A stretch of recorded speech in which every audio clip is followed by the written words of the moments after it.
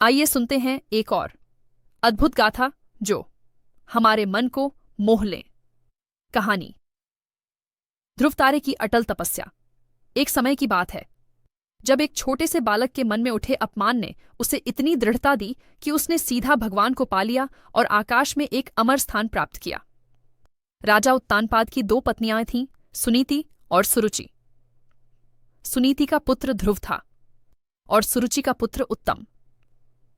राजा सुरुचि को अधिक प्रेम करते थे। एक दिन ध्रुव ने देखा कि उत्तम राजा की गोद में बैठा है।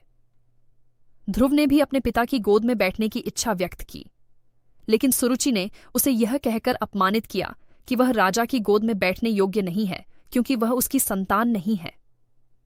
उसने ध्रुव से कहा कि यदि वह राजा की गोद में बैठना चाहता है तो उसे भगवान विष्णु की तपस्या करके उनके आशीर्वाद से उसके गर्भ से जन्म लेना होगा। यह सुनकर बालक ध्रुव को बहुत दुख हुआ, लेकिन उसके मन में अपमान का नहीं बल्कि भगवान को प्राप्त करने का दृढ़ संकल्प जगा।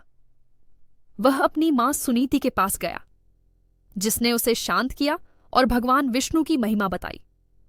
बालक ध्रुव ने तब जंगल में जाकर भगवान विष्णु की तपस्या करने का निश्चय किया। वह वन में पहुंचा और कठोर तपस्या करने लगा। नारद मुनि ने उसे देखा और उसकी दृढ़ता देखकर प्रभावित हुए। उन्होंने ध्रुव को एयुएम नमो भगवते वासुदेवाय मंत्र का जाप करने की शिक्षा दी। ध्रुव ने अत्यंत एकाग्रता से यह मंत्र जपा, अपनी भूख प्यास भूलकर कठोर तपस्या में लीन हो गया। उसकी तपस्या इतनी तीव्र थी कि तीनों लोक कांप उठे। अंततः भगवान विष्णु ध्रुव की तपस्या से प्रसन्न होकर प्रकट हुए। उन्होंने ध्रुव को आशीर्वाद दिया कि वह संसार में सबसे ऊपर एक ऐसे अटल तारे के रूप में प्रतिष्ठित होगा जिसे ध्रुव तारा कहा जाएगा, जो कभी अपनी जगह से नहीं हिलेगा और जिसका उपयोग नाविक दिशा जानने के लिए करेंगे।